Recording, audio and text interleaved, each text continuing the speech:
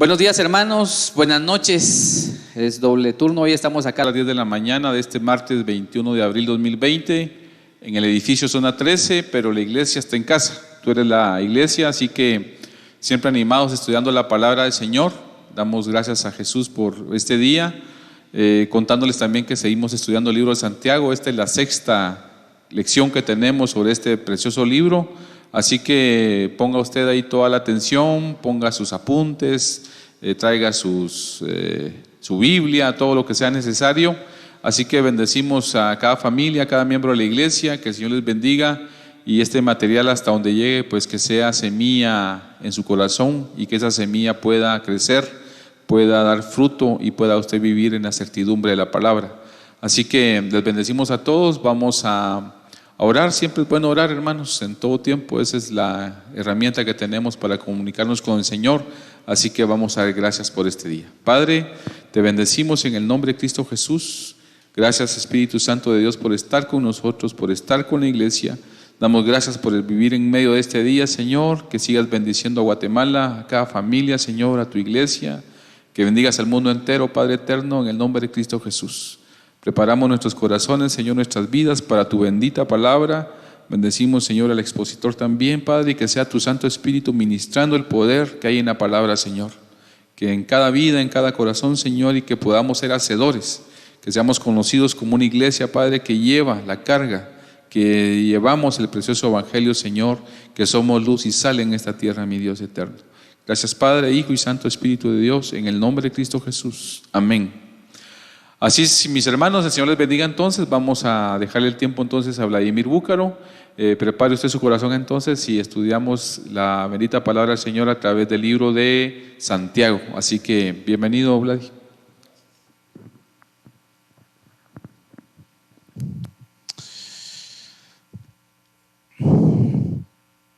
Muy bien, es un gusto poder estar con ustedes en esta oportunidad.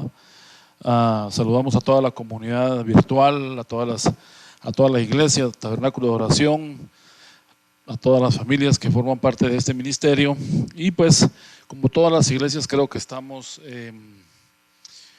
buscando hacer nuestro ejercicio ministerial y llevarles a ustedes a través de la tecnología y las redes la palabra del Señor. Hemos estado considerando en el capítulo 2 del libro de Santiago, y ahora del verso 14 al verso 17 vamos a hablar una parte que es importante, que la podamos nosotros estudiar, aunque realmente vamos a hablar la última parte de este capítulo 2, pero lo vamos a dividir en algunos subtemas. Antes de que entremos de lleno a hablar esto de lo que es el tema, que va a ser un tema que es un poco conflictivo. De hecho, creo que el tema, como va a aparecer en las redes, va a ser el conflicto entre las obras y la fe, quién es mayor que quién. Y esto es algo que fue un debate que, pues, por eso costó que el libro de Santiago fuera incluido. Fue tardía su canonización, aunque fue muy rápido su escritura.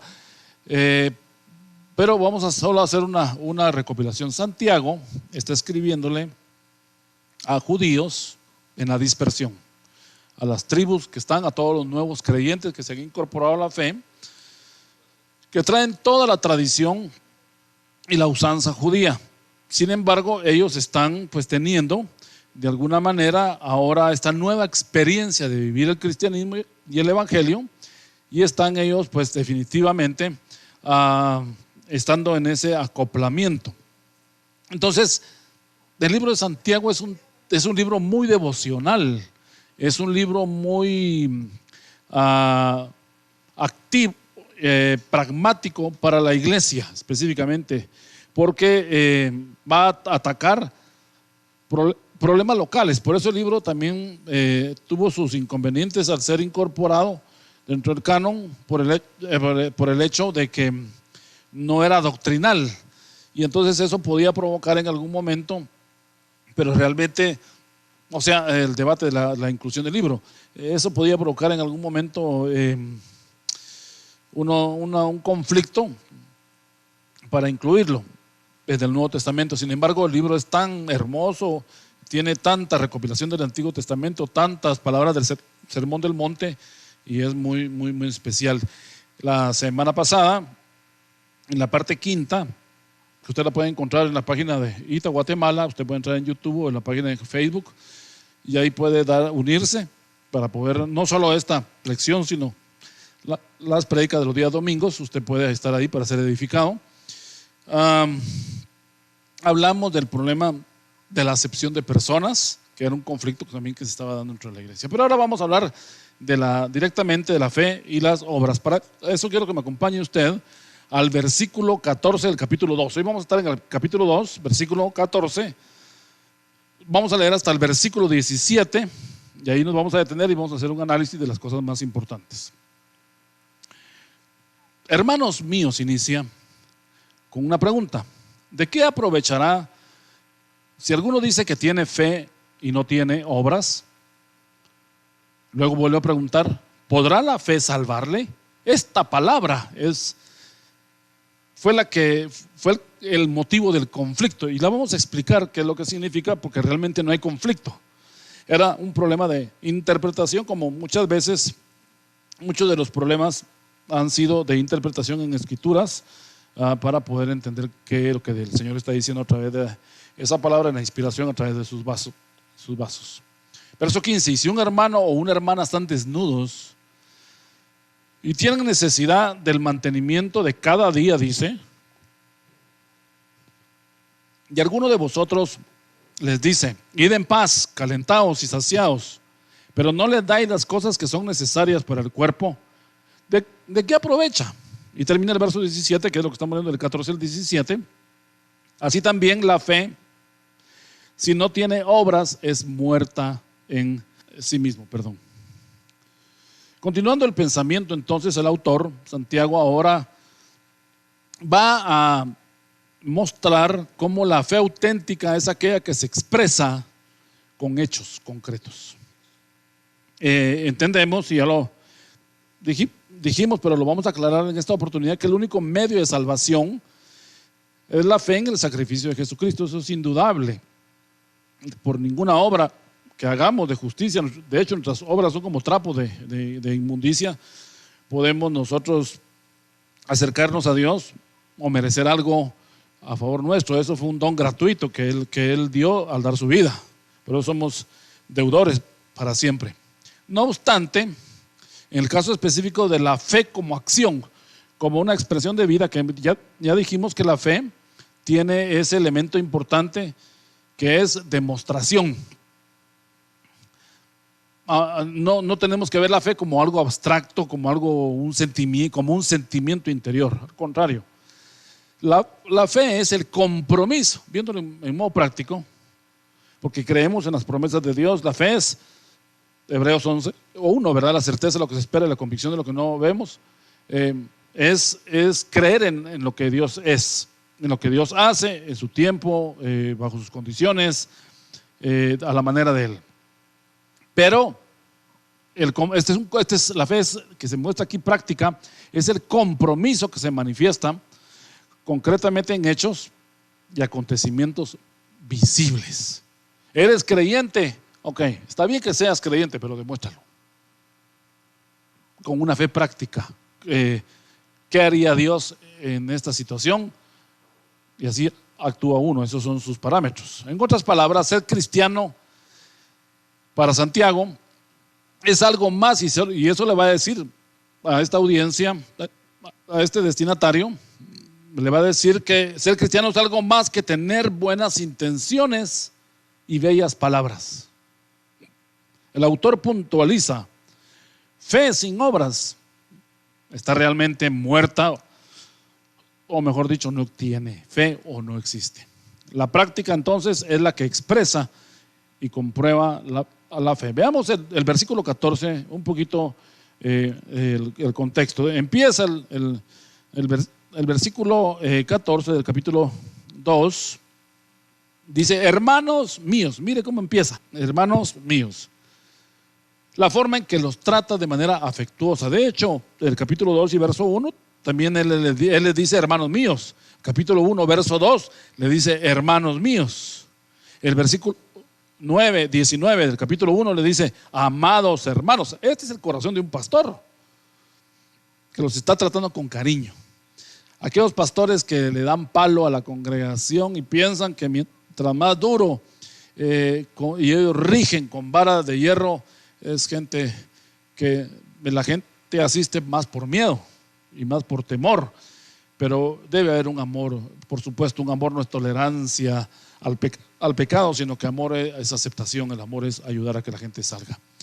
Pero aquí lo que está diciendo el verso 14, le está diciendo hermanos míos, los está tratando con cariño. Está él asumiendo que son creyentes, no solo de la misma sangre judía, sino que también ahora de un linaje espiritual. Con cariño les va a hablar de este tema y va a lanzar una pregunta. Esto es lo que se conoce en el estudio de la Biblia como la mayéutica.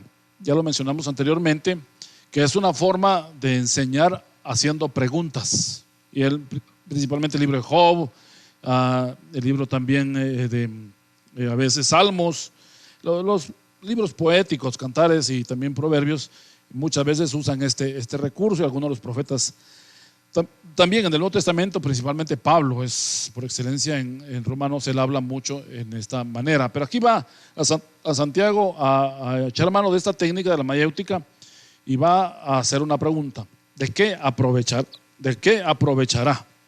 O sea, ¿de qué aprovechará qué? Entonces va a ser un contraste entre la fe y las obras. Recuerden que el tema que estamos diciendo es el conflicto que vamos a aclarar entre el peso que tiene la fe y el peso que tienen las obras. Dice, si alguno dice que tiene fe, dice el verso 14, la segunda parte, y no tiene obras, ¿podrá la fe salvarle? Mire qué interesante. Él está diciendo entonces que al que solo tiene fe, o sea, cree en el poder de Dios, cree en las promesas, se aferra a ellas, pero no vive una vida piadosa, una vida con compromiso, una vida ayudando, una vida de santidad, que también certifique su intención y deseo de bendecir y ayudar al prójimo. Entonces, ¿cómo puede decirse que esa persona es una persona de fe? La nueva traducción viviente traduce este versículo 14 de la manera siguiente. Dice así: amados hermanos, ¿de qué le sirve a uno decir que tiene fe si no lo demuestra con sus acciones? ¿Puede esa clase de fe, escuche bien, salvar a alguien? Aquí nos alumbra el entendimiento de una manera renovada la nueva traducción viviente. ¿De qué le sirve a uno decir que tiene fe si no lo demuestra con sus acciones?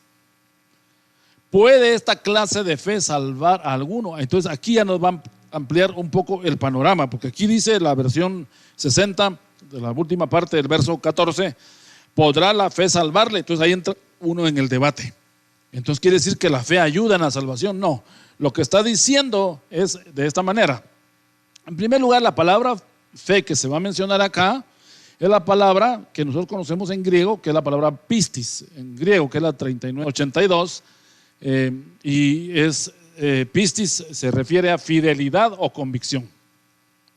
Entonces, si no se hace obras justas, ¿cómo podemos ganar almas? Si la gente no ve en nuestra convicción, en nuestra creencia que sea extensible y práctica y ayude al otro, ¿cómo puedo ganar más? Entonces no está diciendo el sentido de esta última parte del verso 14 del capítulo 2 de Santiago. Dice, ¿podrá la fe salvarle? No está diciendo que la fe ayuda a que alguien sea salvo. Lo único que lo hace a uno salvo es aceptar el sacrificio de Cristo y confesar y vivir en eso que uno cree. Pero aquí lo que está diciendo es esa clase de fe en que yo creo pero no ayuda a nadie. Esa clase de fe en la que yo digo que yo soy una persona que amo la palabra, creo en la palabra, pero yo no ayudo a mi vecino, no sirvo en la iglesia, no sirvo en mi casa y soy más que todo de una fe mental, pero no una fe de acción. Entonces, cuando yo quiera ganar a alguien para Cristo, esa persona no se va a sentir invitada a buscar a Dios, porque va a decir: tú eres mal representante de Dios, porque solo veo en ti creencias, pero no veo acciones. Ahí es donde entonces aclara el punto. Esto es muy importante que usted lo tenga claro, mi amado hermano, amigo, oyente, pastor y líder de la iglesia, que también debemos de enseñarle a la gente a que la gente sea amable, que tenga actitudes y acciones que demuestren su fe y lo que él cree. También dice, si un hermano, dice el verso 15, tiene necesidad. Ahora, él va a usar un ejemplo. Esto ya lo hizo anteriormente en el versículo 2 al versículo 4, también de este mismo capítulo 2 de Santiago dice, vamos al 2, porque si en vuestra congregación entra un hermano, él está suponiendo, porque él es el pastor de Jerusalén, pero tiene más iglesias a las que él está supervisando, pero realmente estos grupos, él no sabe a detalle qué gente va a llegar, pero como él ya lo vivió, Santiago ya sabe de lo que está hablando, ya tiene la experiencia. Entonces ahora le va a decir, no solo de los hermanos que llegan con anillo y el que llega el pobre, y qué actitud tiene el líder o el pastor, porque el gran problema que se daba en esa primera parte era que el pastor se inclinaba al que tenía y no era pastor de todos. Ese fue el conflicto que se dio, o que suponía, o ya había visto Santiago y suponía que se podía volver a repetir. Ahora va a volver a usar un ejemplo. Verso 15. Y si un hermano o una hermana están desnudos, esta palabra desnudos es como una exageración, ¿verdad? O sea, que no tienen nada, pues, y tienen necesidad del mantenimiento de cada día, dice. Bueno, aquí vemos un ejemplo tremendo de gente que posiblemente puede llegar. Ahora, para entender esto era para judíos. Yo ya lo expliqué la vez pasada, pero lo quiero volver a explicar. Era lo que se conocía como la sedaca, con T y Z, sedaca y K. Sedaca era la justicia al pobre, al menesteroso. Por ejemplo, viene una persona a la iglesia, decía Santiago, y viene con mucha necesidad, pero esa persona pues necesita una ayuda inmediata.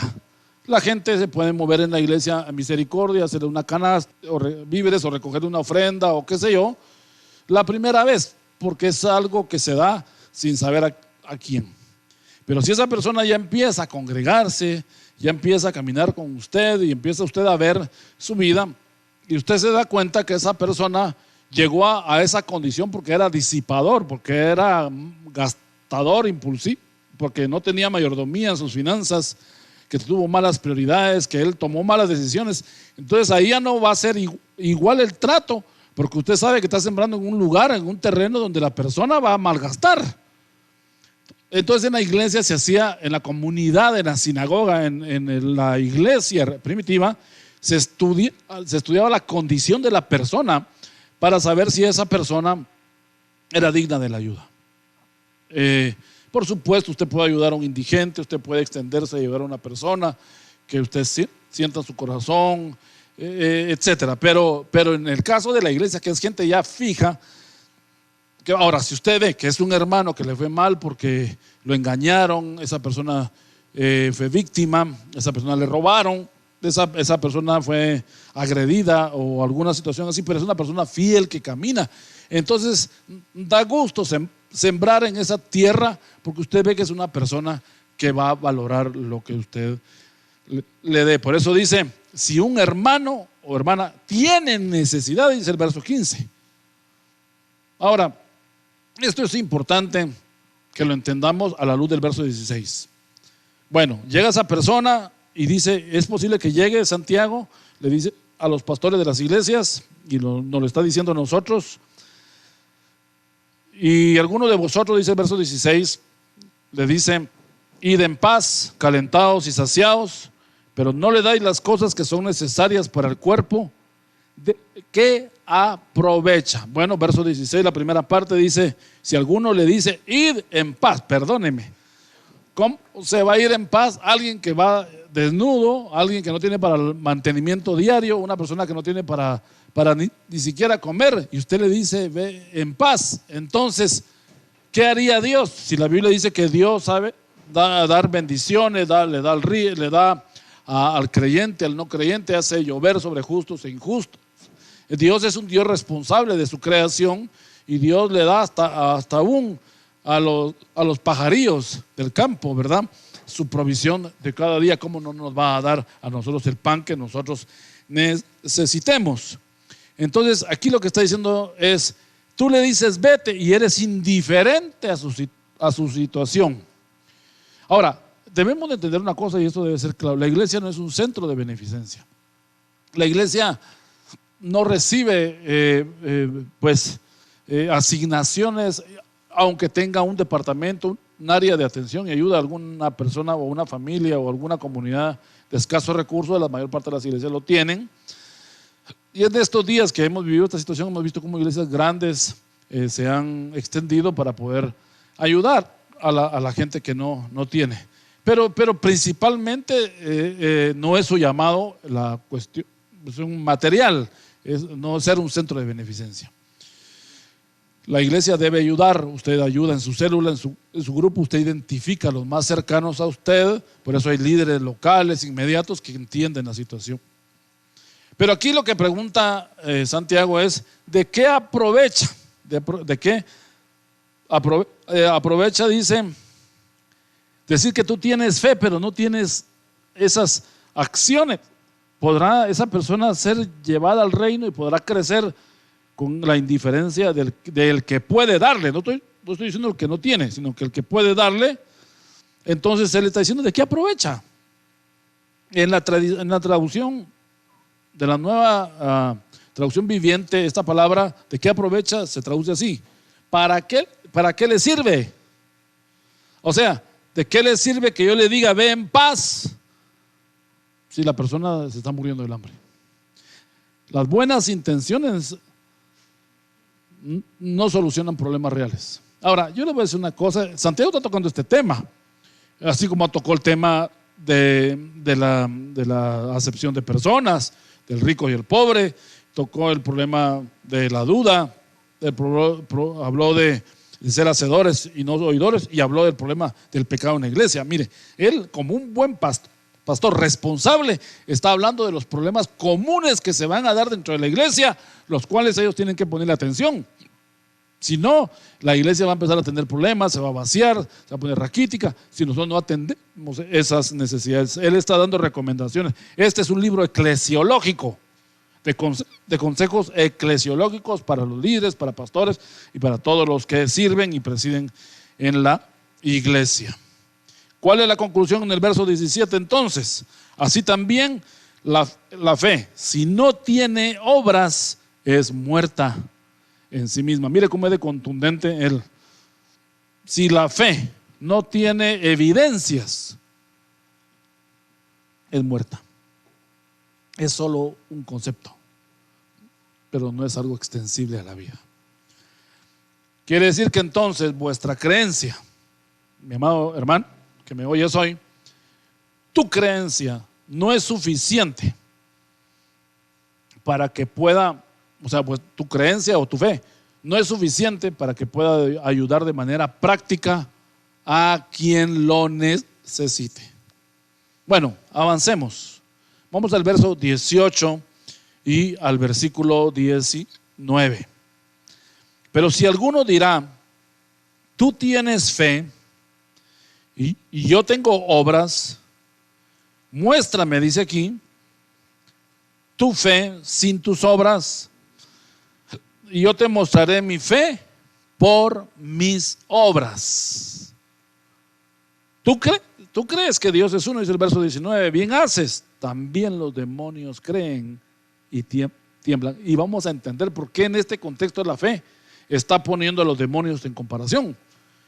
¿Por qué los está incluyendo Santiago? El autor ahora va a introducir un nuevo desafíos. Básicamente, en otras palabras, está diciendo Santiago, la fe sin acción práctica es imposible de ser una fe demostrativa. Queda solo en teoría, en lo abstracto. Por otro lado, lo contrario es posible. La práctica de una persona atestigua su fe. Y aquí dice, hasta los demonios creen. ¿Qué está diciendo? Un demonio cree, pero no cambia, no hace obras justas. Entonces, el solo creer y tener el concepto en la mente y yo no hacer una obra de justicia, entonces hace que mi fe solo sea una fe. Entonces quiere decir que hay fe intelectual, o fe mental, o fe emocional, pero también hay una fe expresada en obras, es lo que está diciendo Santiago. Ahora, ¿por qué les está achacando mucho esto acá? Recuérdense que él está hablando a judíos convertidos, los cuales en cierta manera, bajo el esquema como se había estado presentando el judaísmo en ese tiempo,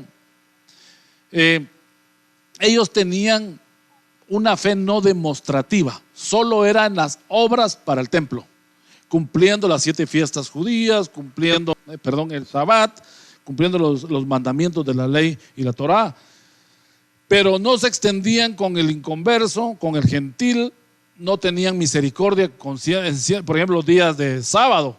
Jesús les dice, ustedes guardan el sábado, pero si una vaca se les embarranca el día sábado, ¿acaso no van a sacarla? Y los que sirven, porque el sacrificio nunca se paraba, los que sacrifican y ponen fuego en el altar y cambian el pan de la proposición, ¿acaso no hacen obra? El día sábado, entiéndalo, yo soy el Señor del sábado.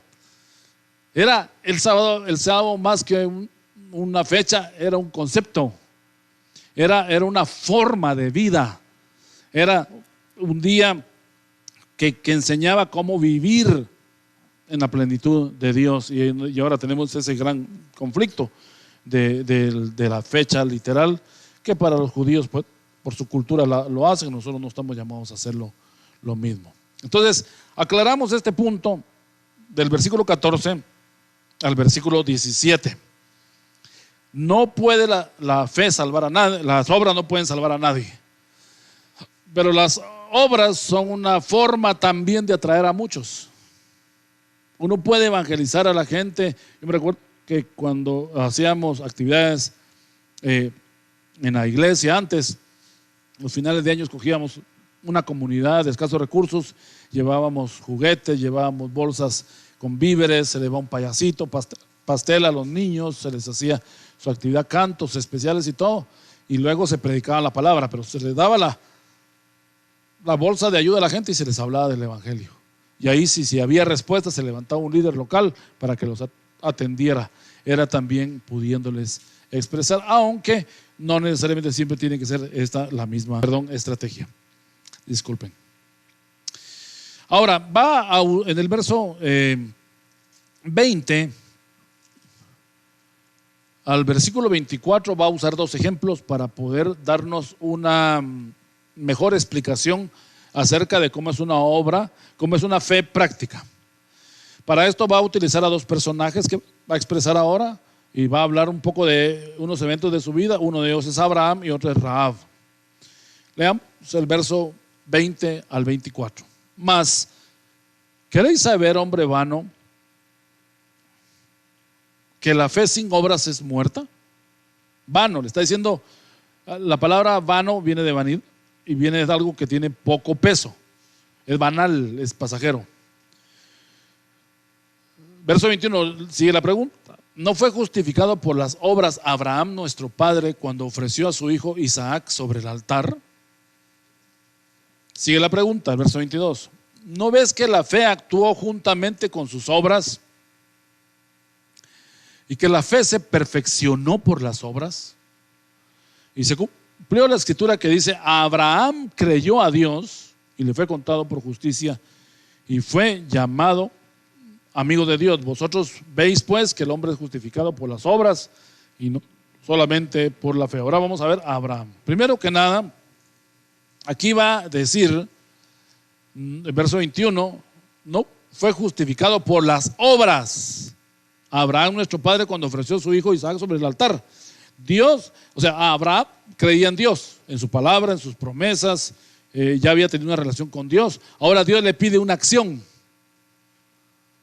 Pero si él dice, no, si aquí es suficiente con que yo crea. No, Dios le dice, entrégame a tu hijo. O sea, ahora le pide que haga una acción, que active esa fe y sea demostrativa. Fue justificado cuando ofreció a su hijo Isaac. Creyó en la promesa, en el carácter divino, que Dios no haría un asesinato sin fruto, que la muerte de Isaac, que Dios podía hacer que muriera, pero que Dios a final de cuentas es soberano y Dios puede en su mente sabia aún hacer lo que él quiera. Y Abraham creía aún que matando a su hijo y quemándolo como un sacrificio, Dios de las mismas cenizas podía levantar a su hijo, porque no estaba haciendo una obra injusta. Entonces él creía que Dios no iba a hacer un asesinato, o que Dios se iba a poner en un plan de matar a alguien. Miren qué tremendo. No era que Dios no haría un gesto egoísta para demostrar su soberanía. Esto a mí me da mucha tranquilidad, mucha paz en mi corazón, porque yo digo, Abraham creyó, pero fue y agarró a su hijo, lo subió, lo amarró. Ahora usted me dirá qué edad tenía Isaac cuando lo sacrificó. Algunos dicen que era un adolescente. No, algunas versiones dicen que tenía 30 años, la misma edad de Cristo. Imagínense un hombre enorme y amarra al otro, a su hijo, y lo pega al altar para matarlo, y está a punto de sacrificarlo. Y si no, viene el ángel y le sostiene la mano, le dice, detente. O sea, era una fe en acción. En el verso 22, en la nueva traducción viviente, que estamos aquí, dice, ¿no ves que la fe actuó juntamente con sus obras y que la fe se perfeccionó por las obras? Aquí dice la nueva traducción viviente de la manera siguiente: ya ves, su fe y sus acciones actuaron en conjunto. Sus acciones hicieron que su fe fuera completa. Wow, mire qué maravilloso lo que está diciendo.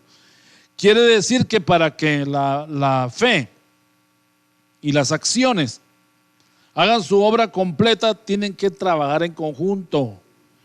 Creo, pero hago. Es que yo soy cristiano, pero usted no cambia en su casa. Usted ahora se hizo cristiano, pero no arregla su casa, no ayuda a su esposa, no ayuda a sus hijos, no se compromete. Yo he conocido personas que tienen una vida más celestial y olvidan lo terrenal, y viven en un desorden. Y cuando uno entra a su casa, te dan ganas de salir, porque dice uno, tal vez no tienen tiempo. No voy a criticar la vida de cada quien, pero quisiera que usted me entienda. Tiene que verse en ejemplo. Entonces, Abraham le creía a Dios, pero cuando Dios le pidió una prueba, él actuó. Dios le dio una orden, él actuó. La pregunta es, ¿cuántos de los que usted ha querido traer a la iglesia y usted invitarlos, pero usted solo, sus amigos solo ven la intención de que usted venga a una cena del amigo, o una reunión evangelística, o una película, o lo que sea? Usted paga, usted invierte en esa persona, pero él lo ve que usted no ayuda a nadie, lo ve en la oficina egoísta, lo ve que no es colaborador. Entonces esta persona va a encontrar en usted un abismo. Lo que está diciendo es que la fe y las acciones o las obras van de la mano, una es evidencia de la otra. En el versículo 24 dice: vosotros veis pues que el hombre es justificado por las obras y no solamente por la fe. La versión, la nueva traducción viviente lo explica así: ¿Cómo puedes ver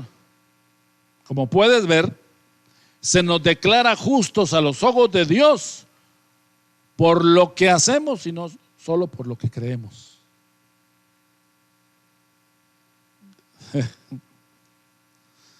Usted me va a decir, entonces, ¿cómo es la cosa? Bueno, vamos a ver a Rahab, pero adelantémonos a esto. Usted y yo somos salvos por la fe en lo que Cristo hizo. Lo creemos, lo aceptamos, vivimos en eso. Pero nuestra fe ahora se ha desarrollado. La fe debe desarrollarse, no es estacionaria. Y ahora creo en las promesas de Dios, creo en su palabra. Ahora leo la Biblia, un nuevo código. Ahora estoy sujeto bajo una nueva norma, una nueva ley. Y soy bendecido por eso. Entonces me doy cuenta que ahora yo debo ser una persona dadivosa. Si antes no era colaborador, por ejemplo, cuando le habla a los ricos al inicio del capítulo 2, le dice que ustedes sean ricos, pero en buenas obras, en ayudar.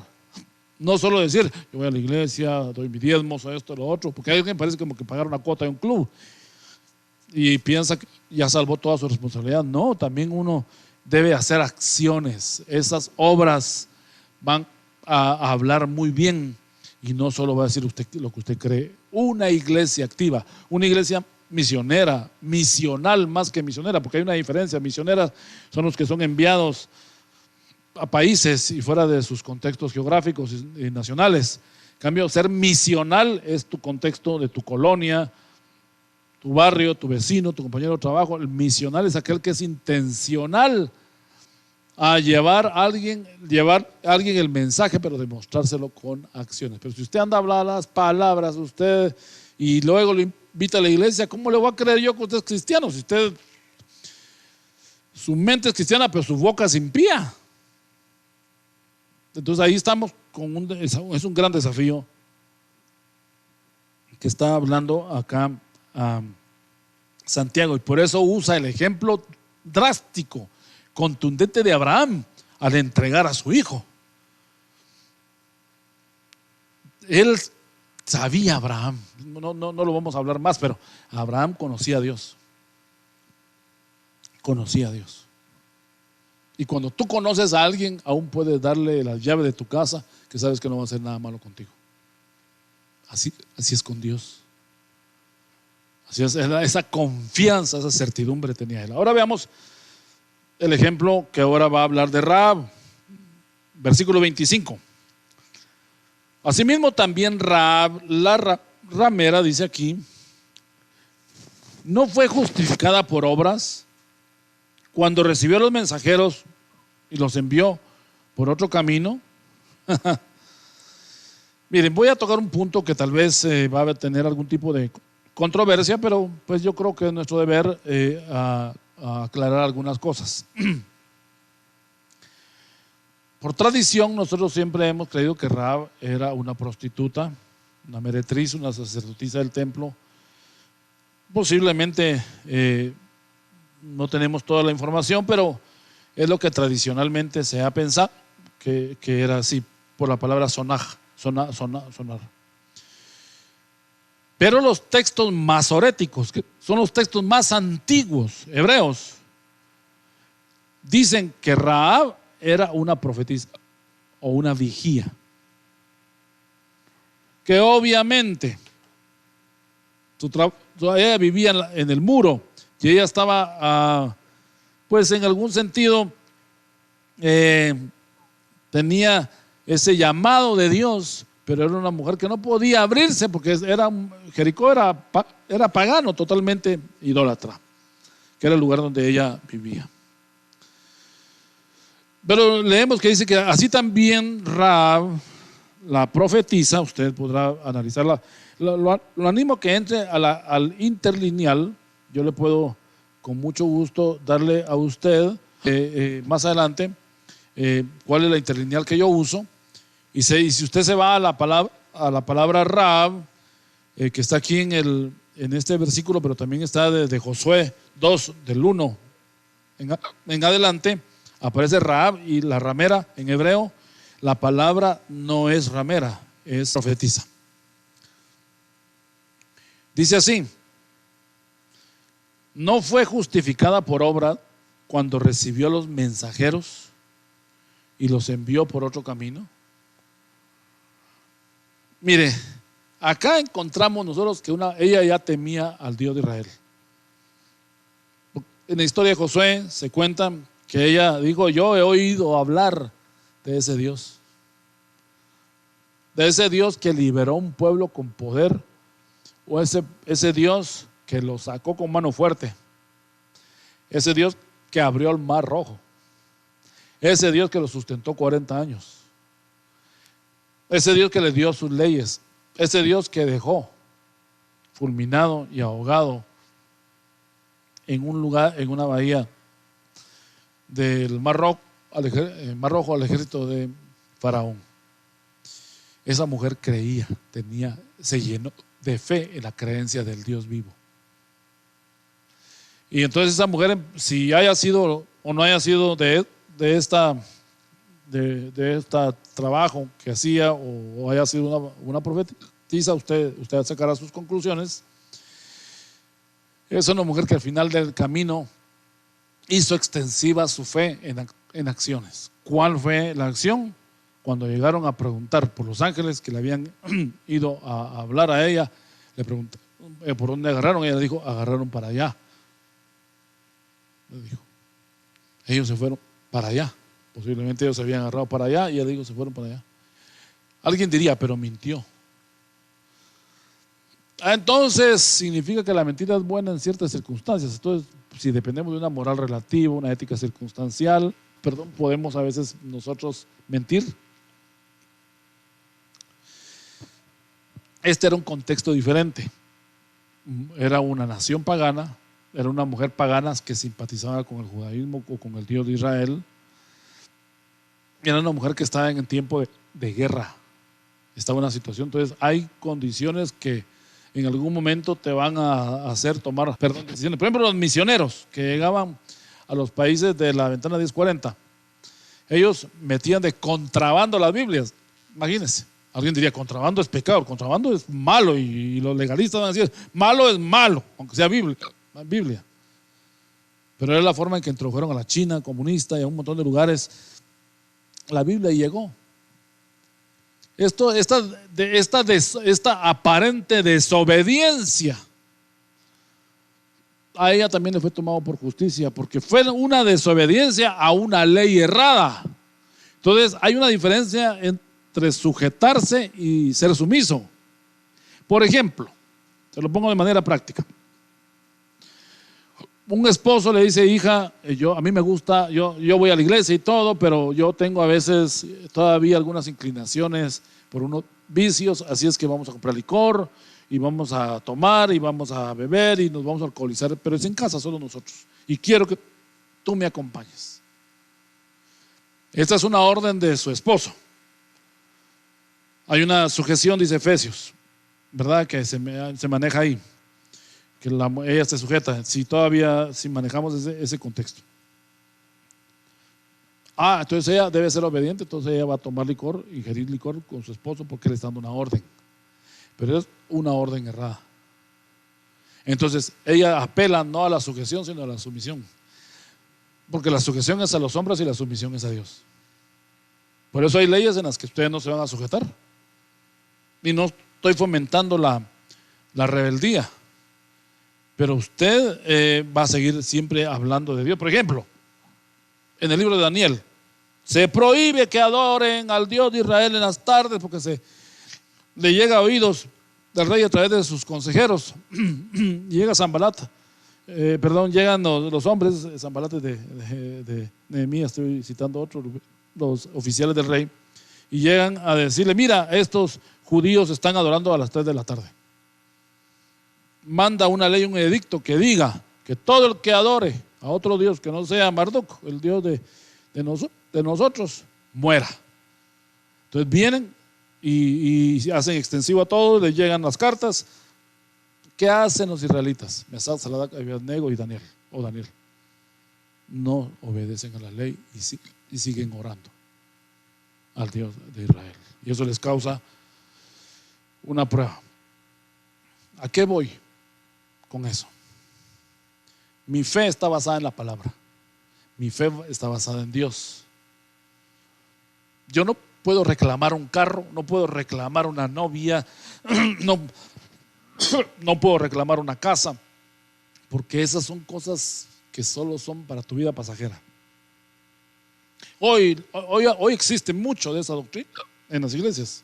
Reclame su fe, con fe, que Dios le va a dar esto, que Dios le va a dar lo otro, y todo el mundo anda reclamando y declarando que esto va a ser suyo, esto va a ser esto. Pero Dios sabe cómo está usted, que por 3 billetes verdes usted hasta deja la iglesia. Entonces Dios sabe por qué no ha llegado el momento. Primero, alineémonos, mis amados amigos y hermanos, caminemos en la fe hacia la palabra y las promesas, y va a ver que las añadiduras van a venir. Todo va a venir. Dios va a bendecirle. Entonces esta mujer no se sometió, no se sometió a ellos, se sujetó en algún momento, pero se sometió al Dios que estaba empezando a creer y tenía fe en ese Dios, y ella dijo: no, yo quiero la bendición, y le dice a los ángeles: pero recuérdense de mí cuando venga la devastación a este lugar. Yo voy a poner, le dicen, pongo un cordel rojo y sabremos que tu casa no morirá. Ella creyó en el Señor e hizo una obra, una acción de fe. Hay un principio filosófico que dice así: la mentira sobre la mentira es la verdad. O sea, ella les mintió, pero sobre algo que era malo, que al final de cuentas resultó convirtiéndose en algo a su favor, como una verdad. No estoy entrando en un debate ni confundirlos, pero sí lo que quiero decirle es que hay esposas que muchas veces no las dejan ir a la iglesia. Nosotros conocimos muchas personas que los maridos les prohibían ir a la iglesia, a las fiestas y a todas las cosas de la tierra, sí, pero a la iglesia no. Y ella sí: me voy a ir a ver a mi mamá, me voy a ir al súper, y se daba la escapadita por lo menos un rato a ir a la iglesia. ¿Estaba desobedeciendo? No, estaba creyéndole a la palabra, pero estaba teniendo la necesidad de buscar al Señor. Espero esto quede claro. Vamos al 2:26. Es la última parte del versículo acá del capítulo 2. Porque como el cuerpo sin espíritu, es la conclusión a la que llega acá Santiago, perdón. Porque como el cuerpo sin espíritu está muerto, escuche bien, ¿cómo lo compara? Un cuerpo que no ha sido vivificado en Cristo está muerto. Por eso Jesús dijo: dejad que aquel joven que lo llamó Jesús a que le sirviera, y el joven le dijo: Señor, deja que primero entierre a mis muertos. Deja que los muertos entierren a sus muertos. Porque cuando uno está sin Cristo está muerto. La Biblia dice que estábamos muertos en delitos y pecados, pero conocimos a Cristo, fuimos resucitados. Ahora usted es un resucitado. Pero ¿qué hace usted de resucitado? Anhelando las cosas de donde usted salió. La Biblia dice, el apóstol Pedro dice: nos parecemos al perro, que volvemos al vómito, que lo que sacamos y expulsamos, que era inmundo, ahora estamos volviendo para volverlo a comer. Mire qué ejemplo que utiliza el apóstol Pedro. Y también dice: ya parecemos como el cerdo que después de lavado y limpiado vuelve otra vez al cieno y al lodo. Entonces, mis amados hermanos, Santiago lo que está haciendo es un desafío, nos está desafiando a que nuestro cristianismo trascienda. Y ahora que estamos con familia en casa, ahora que estamos aislados, aproveche usted a ordenar eso en casa. Dios está cerrando y cercando al mundo para que consolide su familia y que ahí descienda Dios en su casa. Que Dios pueda venir y usted amar su hogar, pueda usted vivir con plenitud. Pero dice: el cuerpo sin espíritu está muerto. De igual manera ahora va a contrastar y va a decir: así también la fe sin obras está muerta. Solo es conocimiento, pero no es vida. Todo lo que tiene vida se mueve. Si usted está vivo, no, es que, mire, es que yo no me mezclo con la gente, yo no me contamino. Yo conozco iglesias así, que se aíslan, no quieren tener compañerismo con otros, aún deje el mundo, no quieren tener compañerismo con otras iglesias y hasta les prohíben ir a otras iglesias. Yo conocí mucha gente así, todavía hay de los contextos de las iglesias apostólicas, tienen muchos esquemas. ¿Por qué vas a ir a alimentarte a otro lado? ¿Acaso no recibes aquí buen alimento? Aquí tienes padre, aquí tienes apóstol. No va. Mire, hermanos, yo les voy a decir una cosa. Esos cercos no son buenos, no ayudan. La Biblia dice en el libro de los Hechos, y que la palabra corra y todos la oigan y sea glorificado Dios. Todos puedan oír la palabra. A primera vista, todo el texto de este capítulo 2 que estamos hablando, del 14 al 26, entra en conflicto, y aquí está el problema por el cual Martín Lutero, los padres de la iglesia y algunos teólogos han tenido cierto recelo hacia la carta de Santiago, porque enfatiza mucho las obras. Santiago en ningún momento está diciendo que somos salvos por obras. Hágame el favor usted y quítese ese pensamiento. Usted todavía tiene esa mala enseñanza que recibió o entendió o interpretó.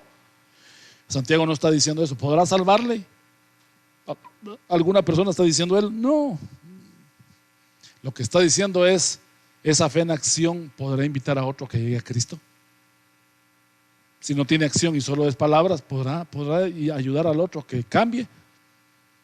El gran conflicto de esto que está hablando acá, que las obras son una evidencia de tu fe, es el gran conflicto que encontramos en Romanos 4, donde dice que Abraham fue justificado por la fe y las obras no eran nada, solo la fe era predominantemente todo.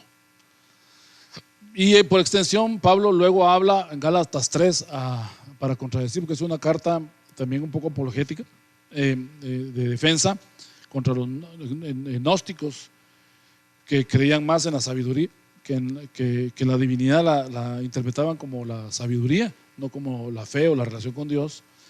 También en Gálatas 3 va a enfatizar las obras de la ley sobre las obras de la fe sobre la ley. Ahora, este conflicto lo creamos nosotros de interpretar Romanos 4 y Gálatas 3, que enfatiza la fe sobre las obras, en disputa contra Santiago, que dice que son importantes las obras como evidencia de tu fe.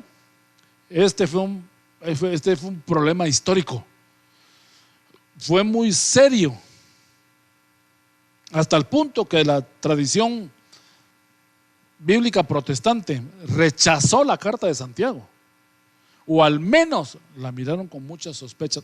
Lo que pasa es que no habían interpretado bien, a pesar de que ellos tenían el original, ellos tenían los documentos base para poder, y Santiago no era un neófito. Santiago no estaba hablando del judaísmo y sus obras que justificaban a la gente, porque el judaísmo, por eso hablamos de la audiencia judía.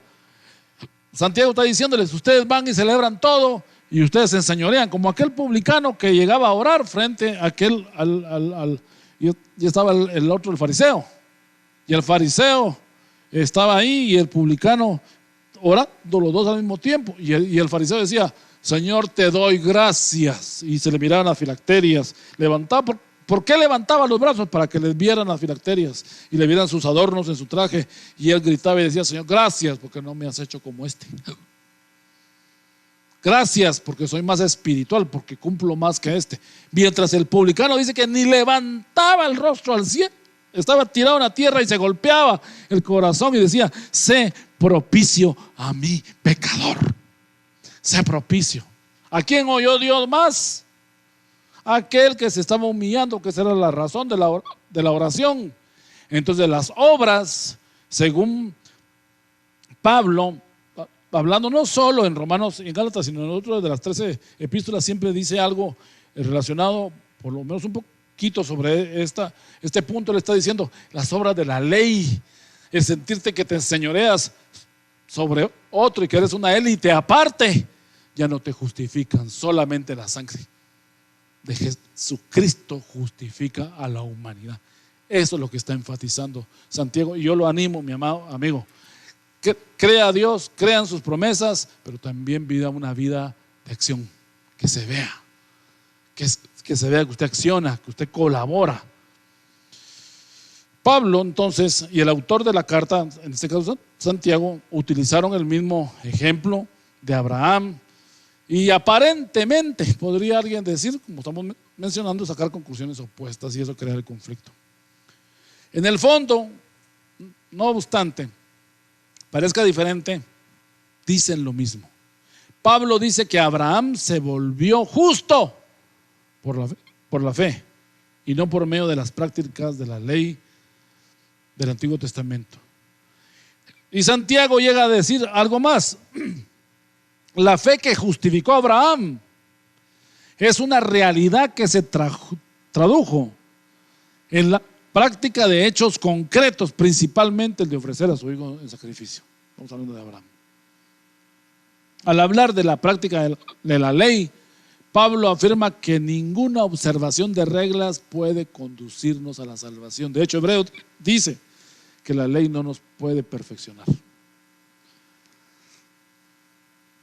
Que la fe es el principio de la vida cristiana. Santiago, a su vez, resalta que la fe se traduce en amor, y este amor se manifiesta o evidencia con actos concretos. Pablo dice la misma cosa y termina en Gálatas 5:6, no lo busquen, dice, sino la fe que obra por el amor.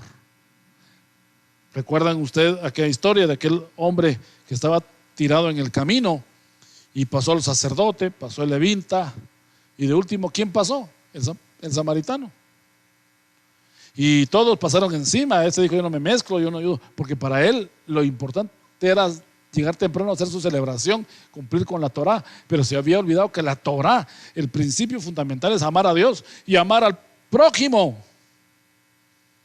ayudar al que. Entonces él podía extenderse, pero dijo, no voy a tocar a muerto porque me voy a contaminar. No, por eso Jesús, cuando sanó en el día de reposo en el templo, aquel hombre con la mano seca, le dijeron, ¿por qué hiciste eso este día? Imagínense, tú no tienes que hacer obra de justicia este día, sino es que hoy es día solo de meditar en Dios. Y entonces Jesús le dice, ¿no te das cuenta que este hombre recibió el beneficio de la sanidad en el día de reposo? ¿Acaso el reposo no es hacer la obra de Dios? No habían trascendido.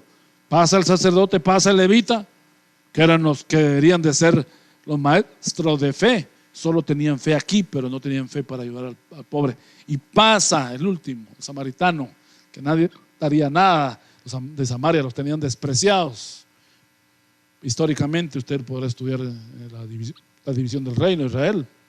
Y él viene y lo recoge, lo monta a su caballo, lo lleva al mesón más cercano y dice, por favor, cúrenle la herida, atiéndanlo.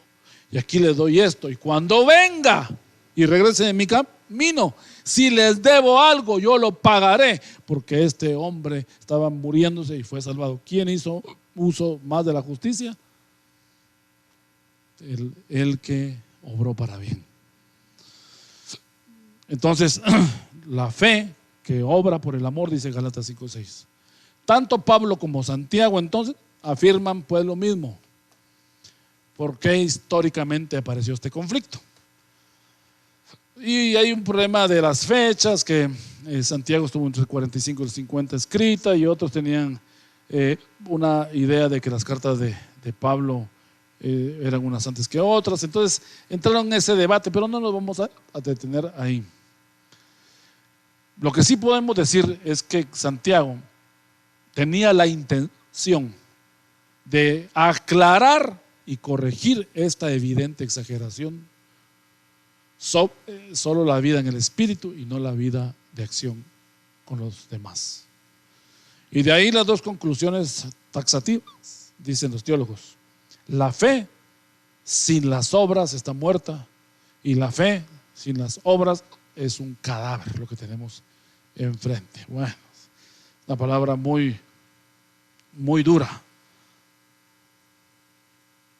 El problema de este puede extenderse al día de hoy.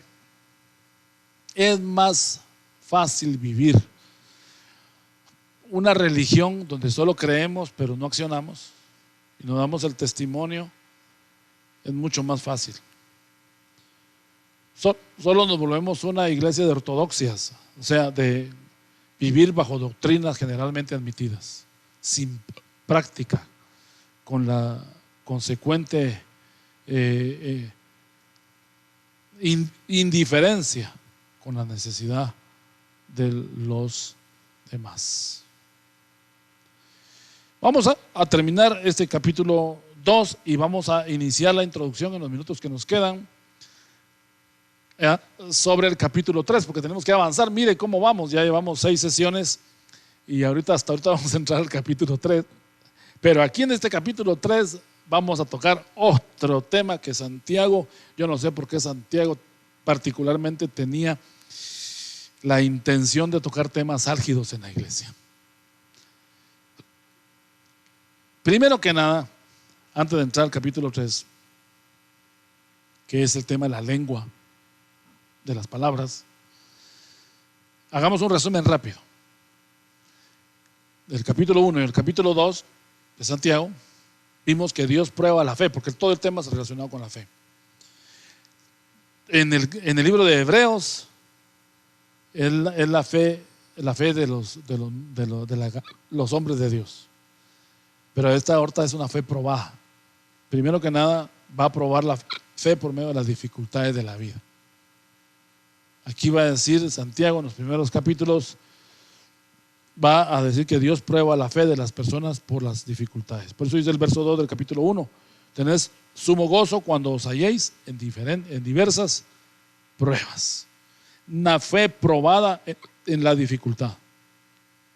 No, es que mire, pastor, yo no trabajo porque Dios dijo, y yo lo creo por fe, que como Elías me iba a venir la provisión por los cuervos a mi casa, iba a venir el dinero y las cosas, por eso yo no salgo a trabajar. Lo que aquí está diciendo es: en estas pruebas tienes que creer pero accionar, muévete, haz algo. Después en el mismo capítulo 1 va a probar la fe por medio del mal y la tentación, la prueba, la concupiscencia. Le va a decir: van a tener ustedes luchas internas también. Primero que nada van a tener pruebas y las comunes y corrientes que todos los días nos vienen, pero también ustedes van a tener, va a su fe por las batallas de la concupiscencia, de la pasión, de la carne, de la lujuria. Número 3, Dios va a probar la fe de ustedes por medio de la palabra, de creer en la palabra y no creer en las palabras humanas. Número 4, Dios va a probar la fe de ustedes por medio de sus actitudes y acciones con respecto a la gente. ¿Cómo se relacionan? Por eso habló de que no, por ejemplo, dice el capítulo 1, solo estamos haciendo un resumen. Desechen, dice el verso 21, toda inmundicia y abundancia en malicia. O sea, si vamos a traer a Cristo, lo pícaro se nos tiene que quitar. Va a llevar tiempo en algunos más que otros, pero de que se tiene que quitar, se tiene que quitar. Entonces, tiene que quitar esa forma antigua en la que vivíamos.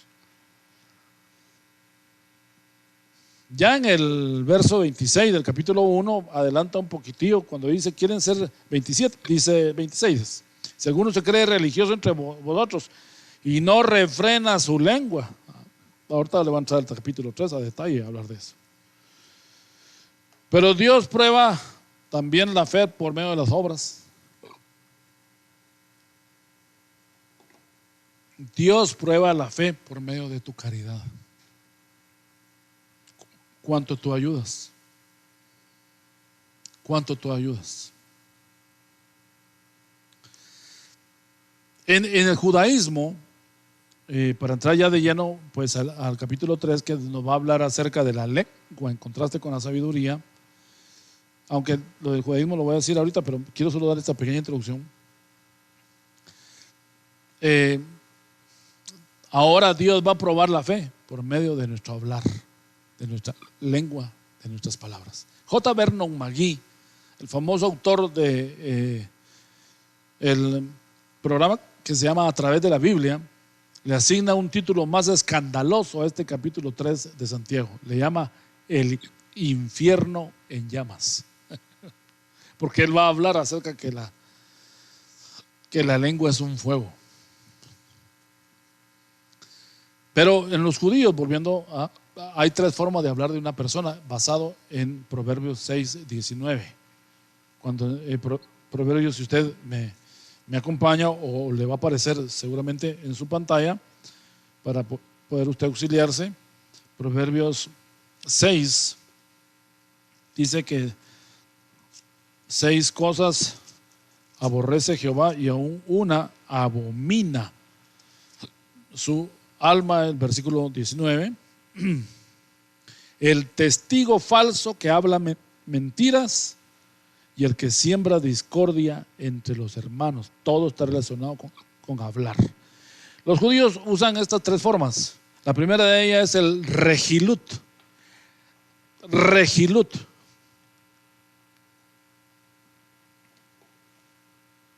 Regilut es chismear. El gossip, dirían los americanos, ¿verdad? Contar cosas de la intimidad de otro, aunque lo que esté diciendo no es algo negativo. Es decir, usted no está diciendo mentiras, pero aquel que lo dice, ya se enteraron del hermano tal el pecado que cometió. Y esto, de acuerdo que usted se lo diga al líder, al pastor, obviamente, porque si no, el pastor es el último que se entera de los problemas. Perdón. Usted no chismee. No lleve mensajes y palabras. Mire, pero es que es difícil, cuesta mucho. Tenga cuidado de revelar las cosas de la intimidad de otros, porque con la vara que usted mide va a ser medido. ¿Y qué más dice? Y una cuarta más. El segundo forma de hablar que el judaísmo muestra es el lashon hara. Lashon, así como se escribe, yo no soy bueno para el hebreo. El lashon hara es hablar mal de otro, diciendo la verdad, pero quiera destruir a otro. Lashon hara, hablar mal de otro, aunque esté diciendo la verdad. Es parecido a lo que dijimos anteriormente. Y está el motzi shemra. El motzi shemra, que es difamar, hablar mentiras de otro. Para los judíos y los intérpretes que escriben en el Talmud en los libros de interpretación judía, dicen que la lengua produce un triple asesinato. Mata al que habla, mata al que oye y mata de quien se habla. Hay una muerte ahí.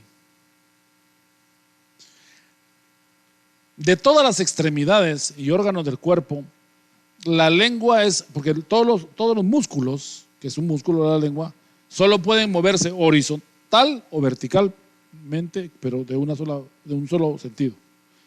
Solo la lengua es el único órgano que se mueve con menos dificultad y mayor rapidez de los músculos. ¿Ha oído usted aquella historia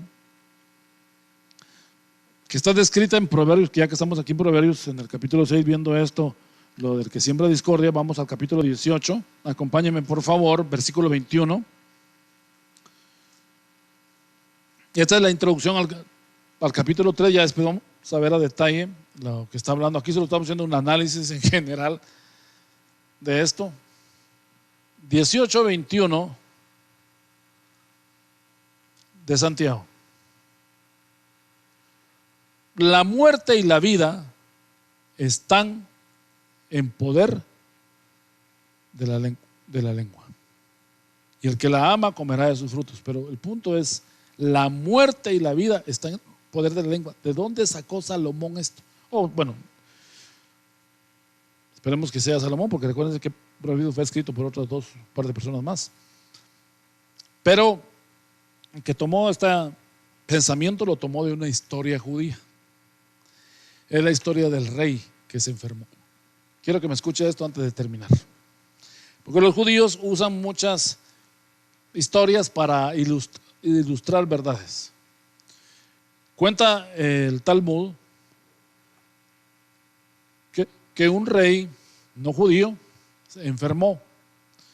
Y entonces llamó a los médicos y a los sabios de la corte y le pregunta, creo que era un rey persa, y le pregunta qué es lo que tiene y qué debe de tomar para poder mejorarse y tener alivio. Luego de hacer un consenso y todo, deliberan y dicen que lo que necesita tomar es leche de la leona, el felino de la leona, pero tiene que ser la leche, o sea, cuando está criando. Como el rey no tenía mucha experiencia en ese campo, se entera de la buena fama de Salomón y le manda a pedir un consejo a Salomón cómo obtener leche de leona. Salomón, ocupado, nombra a uno de sus hombres que había sido en realidad uno de los valientes de David, Benaía, hijo de Joiada, según dice la tradición judía talmúdica, y lo asigna para que él vaya a resolver el asunto de cómo obtener la leche. Benaía ya era grande porque él era brazo derecho de David, y aquí estamos hablando que ya es con Salomón, ya era un hombre ya entrado en años, con experiencia, y por inspiración del Señor viene él y toma 10 cabritos y se los lleva a donde estaba la cueva, donde estaba la leona con sus cachorritos siendo alimentados. El primer día introduce el primer corderito y la leona lo devora inmediatamente. El día siguiente hace lo mismo y así sucesivamente. Al sexto día, él entró junto con el corderito a medio camino de la jaula de allá adentro y soltó al corderito y ella lo devoró delante de él, pero no lo devoró a él. Pasaron los días sucesivos, él se fue acercando más y cuando llegó el día noveno, ya él estaba a la par de la leona después de que había devorado al noveno corderito y hasta acariciaba a los cachorros. El día 10, él entra con el último corderito o el último cabrito y lo devora la leona, y la leona se deja tocar y él en un frasco, o bueno, no existía el vidrio, en un recipiente, él logra tomar la leche de leona y la lleva. Cuenta el Talmud, que el Talmud es como fábulas, un montón de historias ficticias, pero que ilustran verdades importantes, y la que queremos expresar acá es la muerte y la vida están en el poder de la lengua. Él iba de camino a Persia, Benaía, y dice que sus piernas empezaron a platicar entre ellas. No es real. Y una le decía a la otra, ¿viste cómo logramos entrar poco a poco y sacar la leche sin morir? Nosotros somos los campeones de esta hazaña de Benaía. Luego los pies dicen, no, ustedes las piernas no son, somos nosotros los pies, porque nosotros somos los que le dimos dirección al movimiento. Luego se levantan los brazos y dicen, no, y empiezan a hablar los brazos y dicen, de nada hubiera servido que caminaran si nadie le puede sacar la leche. Nosotros somos los que tuvimos éxito en esta hazaña. Luego los ojos vienen y le gritan y dicen, ustedes dejen de estar diciendo que ustedes son, porque si yo no doy dirección hacia donde está el animal, no pueden ni llegar. Y finalmente el corazón grita y les dice, ustedes están equivocados. Si yo no le doy la idea a Benaía de tomar las 10 cabritos, nada de esto hubiera pasado. Pero de repente se oye la voz de la lengua en esta historia judía, en esta fábula judía, y dice: ninguno de ustedes tiene la razón.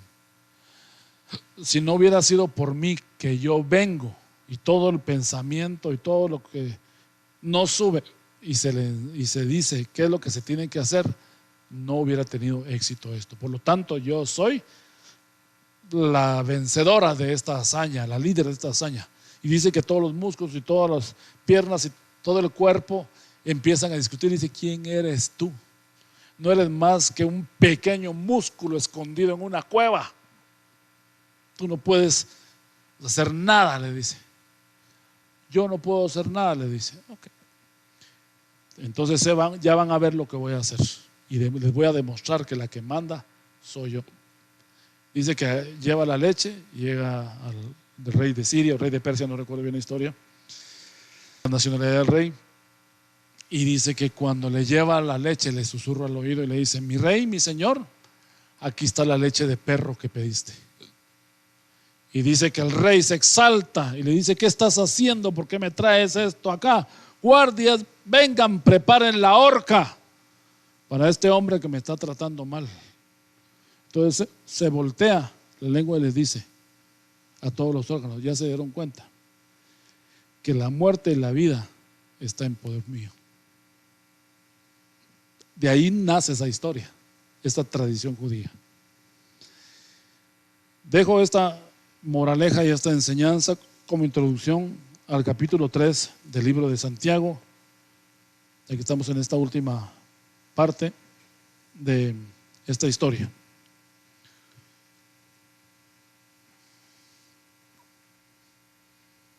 Hermanos míos, 3:1: no os hagáis maestros muchos de vosotros, sabiendo que recibiréis mayor condenación. Mire cómo va a empezar. Y con esto quiero dejarlo a usted con esta breve introducción en base a esta escritura. Pero si todos son llamados a enseñar, pero estos tienen un problema de la que hablan más de la cuenta. Porque todos ofendemos muchas veces. Si alguno ofende en palabra, este es varón perfecto, capaz también de refrenar todo el cuerpo. Aquí lo vamos a dejar en esta oportunidad y le quiero dejar esta reflexión a usted en base a estos puntos que vimos en este capítulo 2 anteriormente. Usted ya es salvo, pero tiene que de una fe posicional ahora trascender a una fe activa, una fe de mente a una fe de acción. Usted tiene que ser una persona que demuestre lo que cree, accione. Hay gente que va a ser ganada. Hay un dicho que dicen: prediquen y si es necesario hablen, evangelicen y si es necesario hablen. Muchos hablamos mucho, somos personas de acción. Qué bueno es que usted un día se extienda y ayude a alguien. Si algún hermano llegó y es noche, le dice: ¿tienes cómo irte? ¿Tienes cómo llegar a tu casa? Yo tenía un dicho cuando tenía líderes que no tenían vehículo y en la noche salíamos tarde en los servicios, y me acercaba con él y le decía: ¿de qué tamaño es tu fe? Grande, pastor. ¿Hasta dónde llega tu fe? Yo quiero llegar de aquí al Trébol y ahí tomar un taxi que me lleve a mi casa. Ok, conforme tu fe te sea hecho. Le dábamos un jalón y un tirón al Trébol. El Trébol es un lugar céntrico donde convergen varias zonas de la ciudad y hay muchos buses, estaciones y taxis. Pero un día yo le hice la misma pregunta: ¿tienes cómo irte? No, como habitualmente pasaba. Y le dije: ¿hasta dónde llega tu fe? Y me dijo: mi fe llega hasta el Milagro. Es una colonia muy lejana de nuestra ciudad. Pues ahí te vamos a llevar, conforme tu fe te sea hecho. Hermanos, Santiago es un libro práctico, de enseñanza práctica, un libro para liderazgo, un libro para conformar la iglesia, para caminar en santidad. Pero lo animo a usted, que ahora está en casa, ayude, colabore, que sus hijos aprendan a conocer a Dios a través de la palabra, pero a través de hechos que son importantes en la vida. Hasta la próxima, nos vemos y Dios les bendiga en este estudio que estamos teniendo maravilloso sobre el libro de Santiago. Bendiciones. Bueno, gracias Vladi. Iglesia, espero que hayan tomado nota. El libro de Santiago en el capítulo 1 tiene 27 versículos, el capítulo 2 tiene 26. Hemos estudiado 53 versículos en 6 jornadas. Entonces mire todo lo que nos habla la palabra del Señor. Así que le bendigo, exhorto a las mujeres que el día jueves puedan activarse ahí en el estudio, están estudiando la palabra. Creo que el libro de Efesios es un libro precioso de igual manera. Así que también que estén bien, que estén trabajando, labores, los que estén en descanso obligado, pues que el Señor les bendiga y por sobre todo que Dios les guarde. Así que hasta pronto, iglesia, en el nombre de Jesús los bendigo, que estén muy bien. Hasta pronto.